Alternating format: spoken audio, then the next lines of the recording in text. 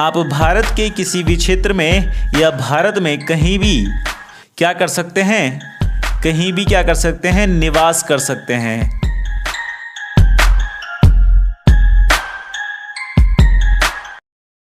Hello मेरे प्यारे साथियों, कैसे हैं सभी। स्वागत है आप सभी का एग्जाम रेल के अंदर। दोस्तों आप देख रहे हैं अरुण सर के साथ पॉलिटी के कुछ स्पेशल क्लासेस के बारे में। दोस्तों अभी तक हम पॉलिटी के एक कंप्लीट सिलेबस को आप लोगों के साथ डिस्कस करने की इस सीरीज को आगे की ओर बढ़ा रहे हैं और बढ़ाते बढ़ाते 19 क्लासें हैं जो कि आपको प्रोवाइड की जा चुकी हैं इसी चैनल पर। तो आप लोग जाइए, उनको बहुत ही आराम से देखिए। एक एक क्लास के अंदर बहुत अच्छे से हमने डिटेल्ड स्टडी की हुई है पॉलिटी या राज्य व्यवस्था के बारे में। दोस्तों आज की इस क्लास के अंदर हम पॉलिटी को ही डिस्कस करेंगे और पॉलिटी की 20वें नंबर की ये क्लास होने वाली है, यानी कि 20 नंबर की ये क्लास आपके सामने पेश होने वाली है। दोस्तों इस क्लास के अंदर हम डिस्कस क्या करने वाले हैं, हम डिस्कस करने वाले हैं फंडामेंटल राइट्स या मौलिक अधिकारों के बारे में। और जैसा कि आप सभी लोग जानते हैं हमारे भारतीय संविधान में 25 भाग हैं, 25 पार्ट्स हैं और उन 25 भागों में से 2 भाग हम कंप्लीट कर चुके हैं। और उसके बाद हम दोस्तों आज की इस वीडियो में या अब जो हम पढ़ रहे हैं वो भाग 3 पढ़ रहे हैं।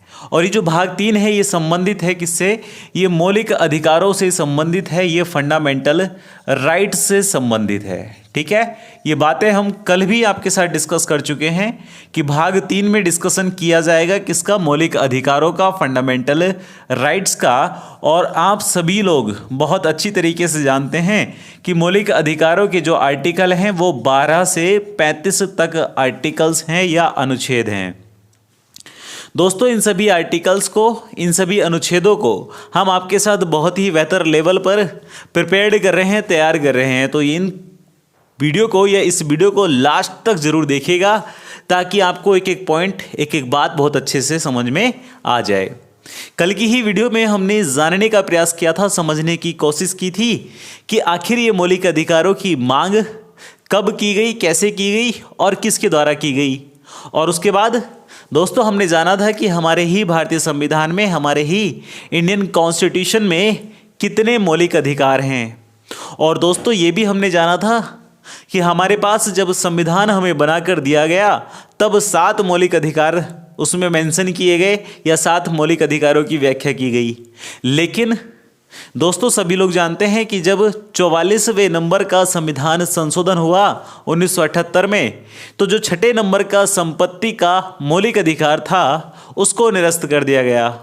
मतलब एक मौलिक अधिकार वहां पर आपका हो गया कम और फाइनली उसको बना दिया गया एक कानून और जगह दी गई, स्थान दिया गया हमारे ही भारतीय संविधान के अनुच्छेद 300 का में या 300A में।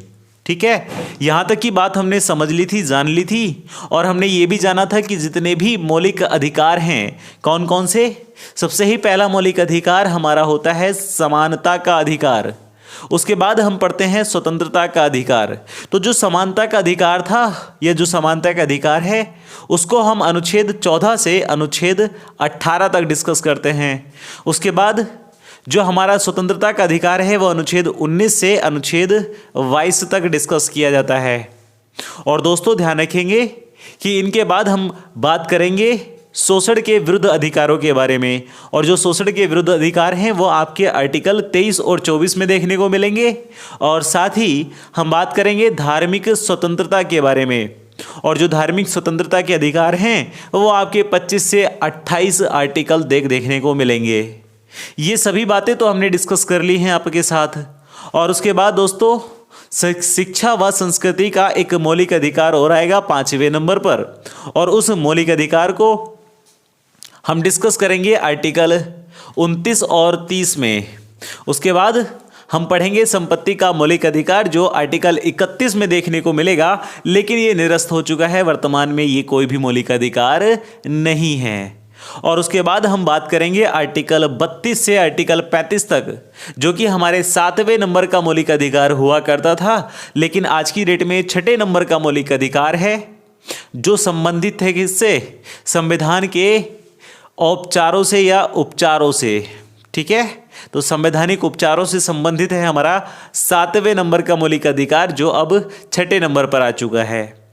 यहां तक की कहानी समझ में आई थी कल की वीडियो में। और आज की इस क्लास के अंदर दोस्तों हमने आर्टिकल 12 और आर्टिकल 13 भी डिस्कस कर लिया था। और फाइनली आज की इस क्लास के अंदर हम आर्टिकल 14 से कहानी को शुरू करेंगे। और सबसे ही पहले मैं आपको बता दूं कि इसका जो मेन हेडिंग बनेगा या इसका जो मेन पॉइंट बनेगा वो क्या बनेगा? ये बनेगा दोस्तों हमारा समानता का अधिकार। क्या बनेगा? समानता का अधिकार। तो फटाफट से एक हेडिंग आप बनाएंगे, समानता का अधिकार। और दोस्तों सभी लोग जानते हैं कि हमारे पढ़ाने का तरीका ही क्या है, कुछ इस प्रकार से है कि आप साथ साथ पढ़ते रहें, समझते रहें, और चाहें तो स्क्रीनशॉट लें और चाहें तो उसको नोट डाउन करते चलें। दोस्तों हम समानता के अधिकार को पढ़ेंगे, यानी कि राइट टू इक्वालिटी को पढ़ेंगे। और इस समानता के अधिकार का उल्लेख आपको देखने को मिलेगा आपके अनुच्छेद 14 से लेकर 18 तक। अनुच्छेद 14 से लेकर 18 तक। तो ये जो समानता का अधिकार है इसमें कौन कौन से अनुच्छेद 14 से लेकर 18 तक हम पढ़ेंगे, और उन अनुच्छेदों में कौन कौन सी बातें हैं, कौन कौन से स्टेटमेंट हैं जो कि आपके एग्जाम पॉइंट ऑफ व्यू से इंपॉर्टेंट रहने वाले हैं। दोस्तों अगर यहाँ तक की बात समझ में आई है तो वीडियो को जल्दी से फटाफट से लाइक का बटन दबाकर लाइक कर दें और आगे की कहानी को सुचारू रखें या आगे की कहानी को समझने का प्रयास करें। दोस्तों सबसे ही पहले हम इसके तहत या इसके अंतर्गत पढ़ेंगे अनुच्छेद 14। और दोस्तों ध्यान रखेंगे अनुच्छेद 14 या आर्टिकल नंबर 14 हमसे क्या कहता है? यह हमसे कहता है विधि के समक्ष समानता के बारे में। मतलब क्या है? पहले स्टेटमेंट नोट डाउन करेंगे और साफ तौर पे लिखेंगे विधि के समक्ष समानता। विधि के समक्ष समानता। बोलो बेटा यहां तक की बात समझ में आई? विधि के समक्ष समानता। लेकिन ये विधि के समक्ष समानता का मतलब क्या है, इसका तात्पर्य क्या है? तो दोस्तों ध्यान रखेंगे विधि के समक्ष, विधि का मतलब होता है कानून, और कानून के समक्ष समानता का मतलब ही क्या है कि प्रत्येक व्यक्ति, भारत में रहने वाला प्रत्येक व्यक्ति कानून के क्या समक्ष रहेगा और वो इक्वल रहेगा, समान रहेगा। मतलब भारत के अंदर प्रत्येक व्यक्ति समानता रखेगा किसके लिए? विधि के लिए, कानून के लिए। लेकिन दोस्तों यहां पर एक अपवाद है, और वो अपवाद क्या है वो समझिए। अपवाद यह है कि अनुच्छेद 361 आपसे आगे चलकर कहेगा कि भाई हमारे भारत का जो राष्ट्रपति है और हमारे भारत का जो राज्यपाल है, हमारे भारत का जो राष्ट्रपति है और हमारे भारत का जो राज्यपाल है, इसको कुछ विशेष अधिकार दिए हैं। मतलब इसके ऊपर बनने वाला कानून लागू नहीं होगा। मतलब साफ यह है कि विधि के समक्ष समानता केवल और केवल भारत के नागरिकों के लिए है या पद अधिकारियों के लिए है, लेकिन ये भारत के प्रथम नागरिक राष्ट्रपति के लिए और राज्यपाल के लिए नहीं है। यहां तक की बात समझ में आई? चलिए आगे की कहानी को समझते हैं या आगे की बातचीत को समझते हैं। That is article number 15। Article 15 या अनुच्छेद 15 हमसे क्या बताता है, इस बात को ध्यान रखें। अनुच्छेद 15 कहता है दोस्तों किसी भी व्यक्ति के साथ, मैंने कहा किसी भी व्यक्ति के साथ जाति, मैंने कहा किसी भी व्यक्ति के साथ जाति, उसके धर्म, उसके लिंग, उसके रंग और उसके जन्म स्थान के आधार पर भेदभाव नहीं किया जाएगा। जन्म स्थान के आधार पर भेदभाव नहीं किया जाएगा। मतलब साफ कहने का यह है कि हमारा एक मौलिक अधिकार ये भी है आर्टिकल 15 में वर्णित कि हमारे साथ कोई भी या किसी भी प्रकार का भेदभाव नहीं किया जाएगा, चाहे वो आधार हमारा जाति हो, हमारी धर्म हो, हमारा कलर या रंग हो, हमारा लिंग हो या हमारा जन्म स्थान हो। तो साफ साफ आप समझ चुके हैं इसका मतलब कि जाति, धर्म, लिंग, रंग व जन्म स्थान के आधार पर भेदभाव नहीं किया जाएगा आर्टिकल 15 के तहत। और इस बात का अधिकार, इस बात का राइट या इस बात का फंडामेंटल राइट देता है हमारा मौलिक अधिकार जो अनुच्छेद 15 में वर्णित है। यहां तक की बात समझ में आई। उसके बाद आगे की कहानी हम समझें तो हम पढ़ेंगे अनुच्छेद नंबर 15 और दोस्तों अनुच्छेद नंबर 16। और ये जो अनुच्छेद नंबर 16 या आर्टिकल नंबर 16 है, ये हमसे क्या कहेगा दोस्तों? ये कहेगा लोक नियोजन के पदों पर अवसर की समानता।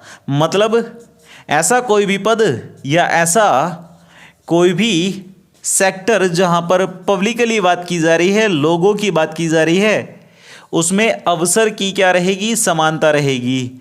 लोक नियोजन के पदों पर अवसर की समानता। अब दोस्तों ये जो लोक नियोजन का मतलब ही क्या मैंने आपको बताया? पब्लिक सेक्टर, ठीक है। लोक नियोजन के पदों पर अवसर की समानता, ये भी क्या है? एक मौलिक अधिकार है हमारा कि किसी भी व्यक्ति के साथ कोई भेदभाव नहीं होगा, सभी को समान या इक्वल नज़रिए से देखा जाएगा। कहाँ पर? लोक नियोजन के पदों पर। लेकिन इसमें एक अपवाद है, इसमें एक एक्सेप्शनल है।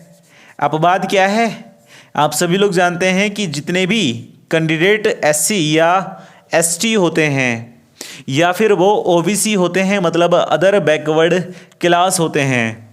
एससी मतलब शेड्यूल कास्ट, एसटी मतलब शेड्यूल ट्राइब और ओबीसी मतलब अदर बैकवर्ड क्लास। तो जितने भी एससी, एसटी और ओबीसी होते हैं, इनको क्या दिया जाता है? इनको शैक्षणिक व नौकरी में आरक्षण दिया जाता है। शैक्षणिक व नौकरी में क्या दिया जाता है? आरक्षण दिया जाता है। नौकरी में आरक्षण। दोस्तों ध्यान रखेंगे कि जितने भी हमारे एससी, एसटी, ओबीसी कैंडिडेट हैं, इनको नौकरी और शैक्षणिक में आरक्षण दिया जाएगा। यहाँ पर कुछ क्या है? अपवाद देखने को मिलता है। साथ ही दोस्तों यहाँ भी ये ध्यान रखें कि जितने भी आर्थिक रूप से कमजोर वर्ग हैं या आर्थिक रूप से क्या है? कमजोर लोग हैं, उनको भी क्या दिया जाएगा? 10% का आरक्षण दिया जाएगा। इस बात का भी प्रावधान हमारे भारतीय संविधान में देखने को मिलता है। आर्थिक कमजोर वर्ग, जिसको हम कहेंगे क्या? इकोनॉमिकल वीकर सेक्शन, यानी कि EWS। तो इनके लिए भी 10% के आरक्षण का प्रावधान किया गया है भारतीय संविधान में, ठीक है। लेकिन ये दोनों ही प्रावधान बाद में किए गए हैं। अब यहाँ पर आर्टिकल 14 से लेकर 16 तक का जिक्र या 16 तक की बातचीत को तो हमने किया है। उसके बाद आगे की कहानी को बढ़ाते हैं, लेकिन आप पहले एक ले लीजिए फटाफट से स्क्रीनशॉट। इस पूरे कॉन्सेप्ट का, इस पूरी चीज़ों का क्या ले लीजिए? एक स्क्रीनशॉट निकाल लीजिए। उसके बाद हम आगे की बातचीत को आगे बढ़ाएंगे। और दोस्तों आप सभी लोग जानते हैं कि आपको एक काम और करना होता है कि आपको चैनल पर इन वीडियो को, या यूं कहें कि इस वीडियो को शेयर करना होता है ना। सभी लोग जानते हैं बहुत अच्छी तरीके से, इसमें कोई नई बात नहीं है। तो चैनल को फटाफट से, वीडियो को फटाफट से कर दीजिए शेयर अपने दोस्तों के साथ या उन सभी फ्रेंड सर्किल में जो लोग आपके एग्जामिनेशंस के लिए तैयारी कर रहे हैं या वनडे एग्जामिनेशंस के लिए प्रिपेयर कर रहे हैं।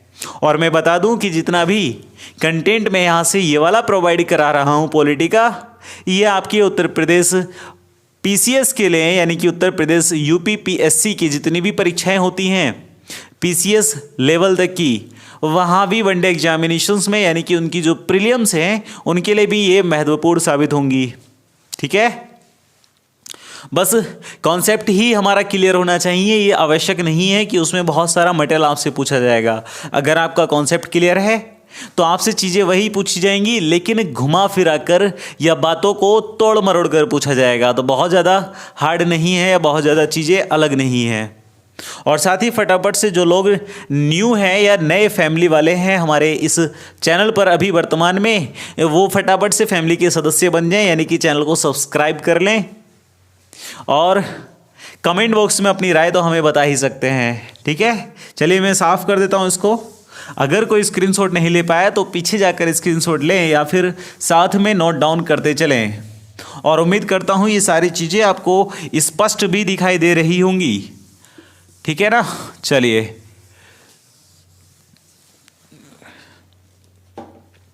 दोस्तों, उसके बाद या आर्टिकल 14 से लेकर हमने डिस्कस किया 16 तक, और 16 के बाद हम डिस्कस करेंगे आर्टिकल 18 या अनुच्छेद 18 को, 17 को, 17 रह गया ना अभी बीच में, अनुच्छेद 17 को। देखिए गलती हो जाती है तो मैं क्षमा भी मांग लेता हूं आपसे, है ना, कोई दिक्कत है नहीं उसमें। तो आर्टिकल 17 या अनुच्छेद 17 हमसे क्या कहेगा दोस्तों, ये भी संबंधित है हमारे मौलिक अधिकारों से या हमारे फंडामेंटल राइट से। और अनुच्छेद 17 जो कि एक बहुत ही ज़्यादा इम्पोर्टेंट है, ये कहता है अस्पृश्यता का अंत, अस्पृश्यता का अंत, जिसको हम अछूत भी कहते हैं। ठीक है, तो अस्पृश्यता का अंत, दैट इज अनटचेबिलिटी, तो अनटचेबिलिटी या अछूत का या अस्पृश्यता का अंत, ये आपको मिलेगा आर्टिकल नंबर 17 या अनुच्छेद 17 में। ठीक है मेरे भाई। चलिए उसके बाद आप पढ़ेंगे आर्टिकल 18 यानी कि अनुच्छेद 18। अच्छा, अस्पृश्यता का अंत या अनटचेबिलिटी का क्या दिया गया है, एंड दिया गया है। तो ये अनटचेबिलिटी, अस्पृश्यता, तो सभी लोग स्पष्ट रूप से जानते हैं कि कुछ समाज में ऐसी मानसिकता के लोग होते हैं जो किसी एक विशेष वर्ग को अछूत मानते हैं या उनके पास बैठने से भी कतराते हैं। लेकिन दोस्तों ध्यान रखेंगे कि मौलिक अधिकार या फंडामेंटल राइट हमें इस बात की इजाज़त देता है कि हम या वह वर्ग का कोई भी व्यक्ति अछूत नहीं है, अनटचेबिलिटी में नहीं आता है। अगर वो अछूत नहीं है तो वो समाज के किसी भी हिस्से में या किसी भी कार्यक्रम में भाग ले सकता है पूरी तरह से। लेकिन आज भी कहीं पर संकीर्ण मानसिकता ऐसी देखने को मिल जाती है। हालांकि बहुत सारे पढ़े लिखे क्षेत्रों में या बहुत सारे जागरूक क्षेत्रों में अब ऐसा देखने को नहीं मिलेगा, लेकिन कुछ ऐसे ही बहुत सारे क्षेत्र अभी भी बाकी हैं जो पिछड़े हैं और जिन्हें एजुकेशन से ज़्यादा क्या नहीं है, लगाव नहीं है, ज़्यादा उनसे टच में नहीं रहते हैं एजुकेशन के, शिक्षा के या जागरूकता के। और दोस्तों एक बात और ध्यान रखें कि किसी व्यक्ति के पढ़े लिखे होने में और सामाजिक होने में बहुत बड़ा अंतर होता है।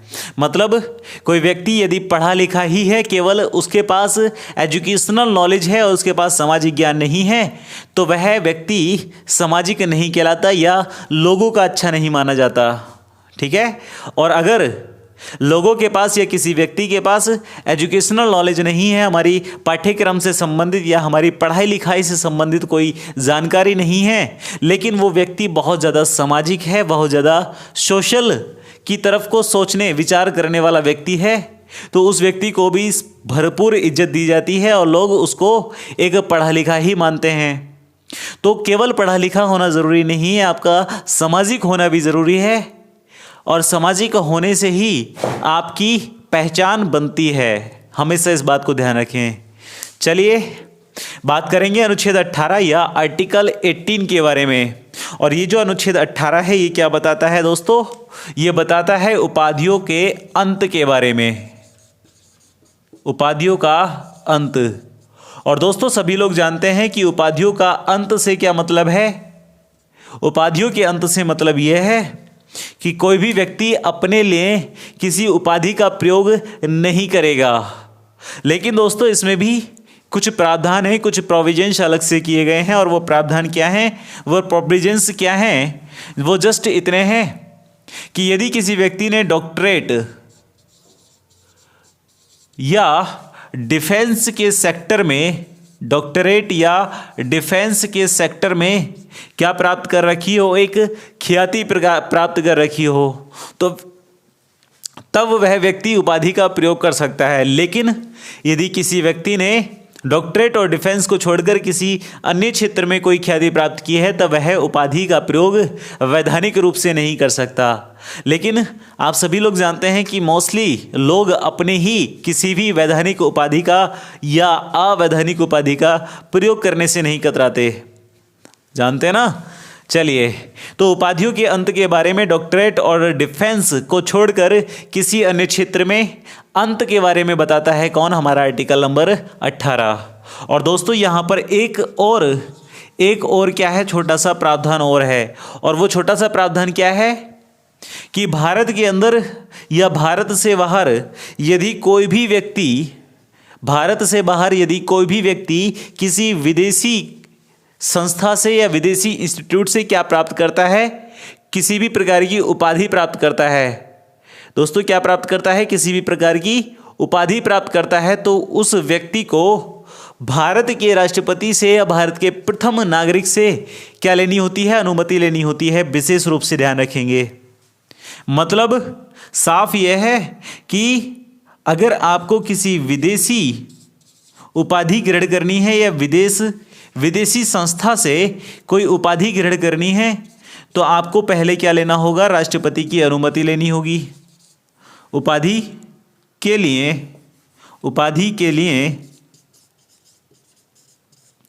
राष्ट्रपति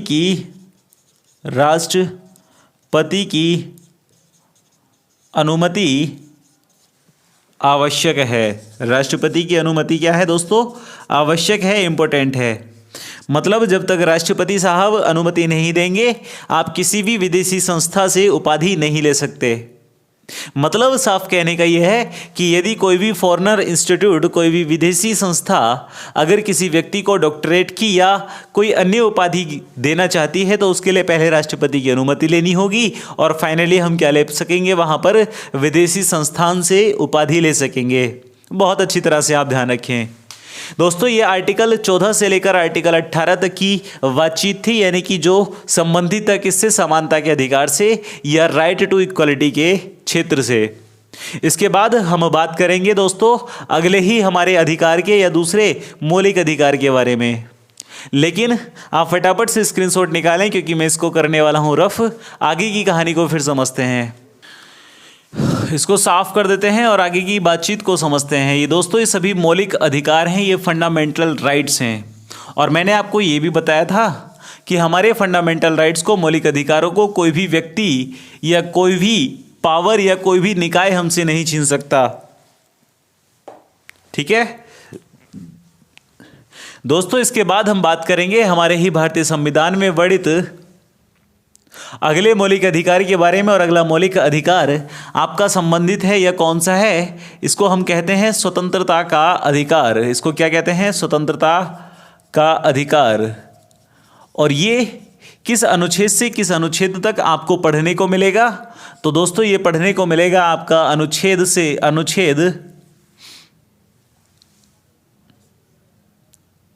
19 से लेकर अनुच्छेद 22 तक।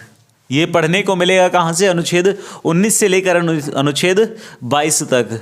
और दोस्तों ध्यान रखेंगे कि अनुच्छेद 19 में या आर्टिकल 19 में किस बारे में बताया गया है? तो आर्टिकल 19 या अनुच्छेद 19 में हमसे बताया गया है या हमारे साथ जिक्र किया गया है कुछ ऐसी स्वतंत्रताओं के बारे में जो किसी भी साधारण व्यक्ति के लिए, किसी भी व्यक्ति के लिए ज़रूरी होती हैं। और दोस्तों ध्यान रखेंगे कि आर्टिकल 19 में या अनुच्छेद 19 के तहत 5 स्वतंत्रताओं का जिक्र किया गया है या 5 फ्रीडम्स का क्या किया गया है? जिक्र किया गया है। वो 5 स्वतंत्रता कौन कौन सी हैं? या 5 स्वतंत्रता का जिक्र, एक स्टेटमेंट छोटा सा ये बना देते हैं, 5 स्वतंत्रता का जिक्र आर्टिकल 19 में। और दोस्तों ध्यान रखेंगे आर्टिकल 19 में जो 5 प्रकार की स्वतंत्रता हैं उनको हम पढ़ेंगे। आर्टिकल 19 का 1, आर्टिकल 19 का 2, आर्टिकल 19 का 3, आर्टिकल 19 का 4 और आर्टिकल 19 का 5। यहाँ तक की बात समझ में आई? तो जब हम आर्टिकल या अनुच्छेद पढ़ेंगे कौन सा? 19 का 1। हम पढ़ेंगे कौन सा? 19 का 1। मतलब पहली स्वतंत्रता या पहला मौलिक अधिकार हमारा कौन सा है? जो अनुच्छेद 19 में वर्णित है। दोस्तों वो पहला मौलिक अधिकार है आपका। इसके अंदर भी कुछ पॉइंट्स हैं, कुछ अलग अलग अधिकार हैं। वो कौन कौन से हैं? पहला है आपका वाक की स्वतंत्रता। वाक की स्वतंत्रता। वाक की स्वतंत्रता का मतलब ही क्या है दोस्तों? बोलने की आज़ादी। या अभिव्यक्ति की आज़ादी। दूसरा है आपका प्रेस की स्वतंत्रता। प्रेस की स्वतंत्रता मतलब कहने का यह है, प्रेस मतलब मीडिया, और मीडिया की स्वतंत्रता वर्णित है किसमें? आर्टिकल 19 में। और ये भी हमारा क्या है? एक मौलिक अधिकार है। उसके बाद आप ध्यान रखेंगे दोस्तों, झंडा फहराने की या झंडा ध्वजारोहण करने की, ध्वजारोहण करने की स्वतंत्रता, झंडा फहराने की स्वतंत्रता, फहराने की स्वतंत्रता। ठीक है। उसके बाद आप ध्यान रखेंगे चौथे नंबर पर या अगली कौन सी हमारी स्वतंत्रता है, तो वो है हमारी शांत रहने की स्वतंत्रता।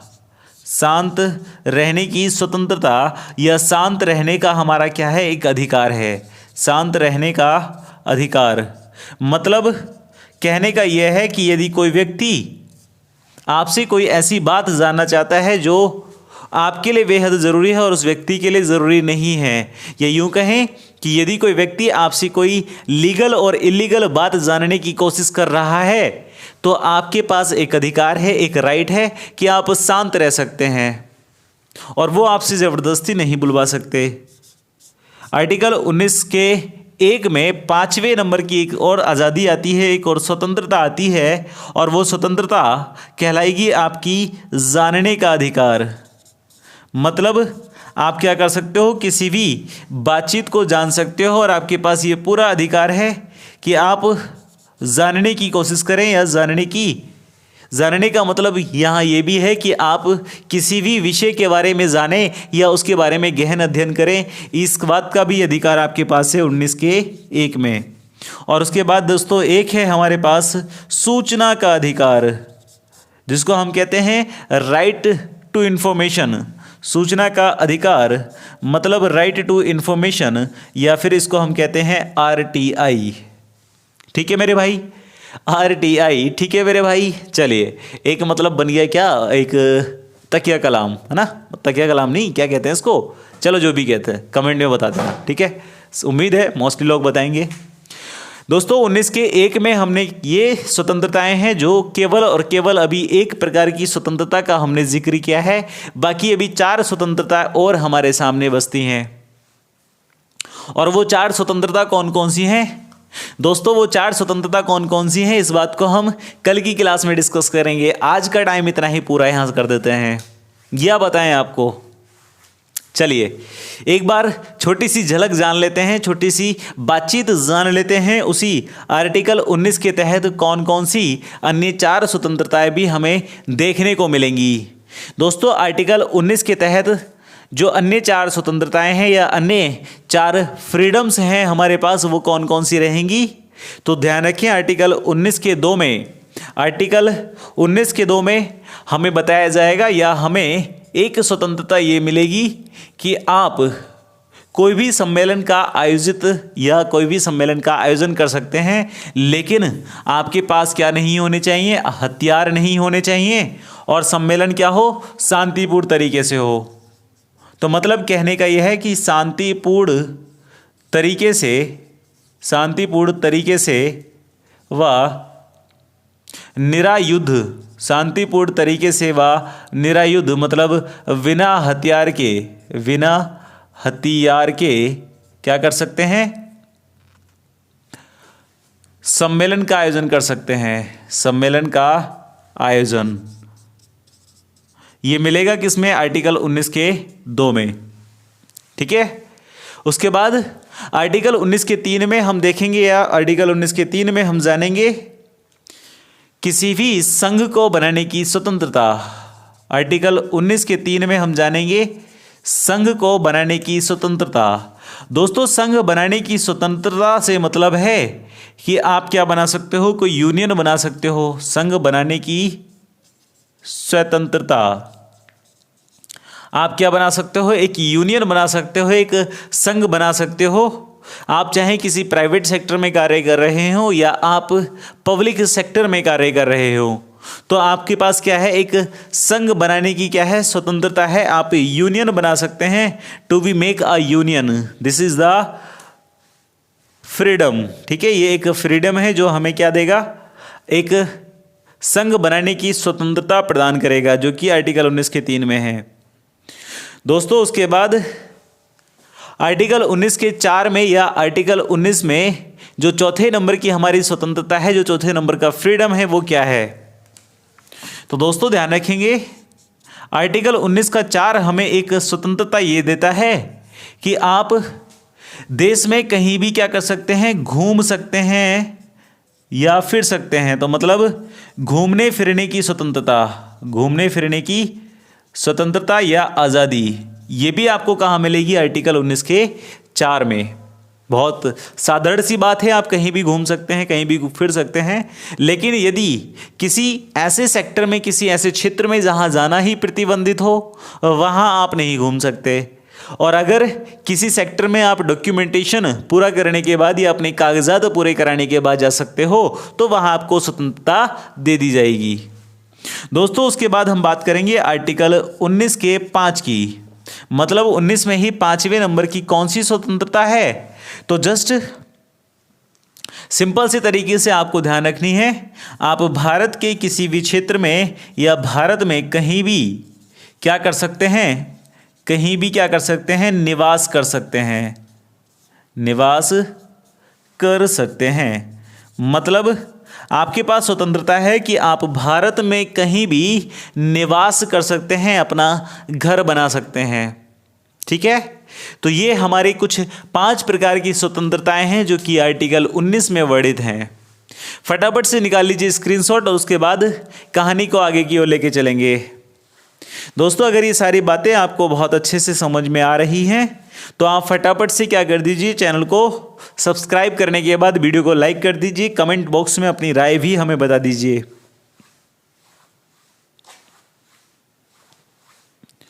चलिए, तो आज की इस क्लास को हम यहीं पर समाप्त करना चाहेंगे, यहीं तक रोकना चाहेंगे। इसके बाद की जानकारी हम ग्रहण करेंगे हमारी ही अगली क्लास में।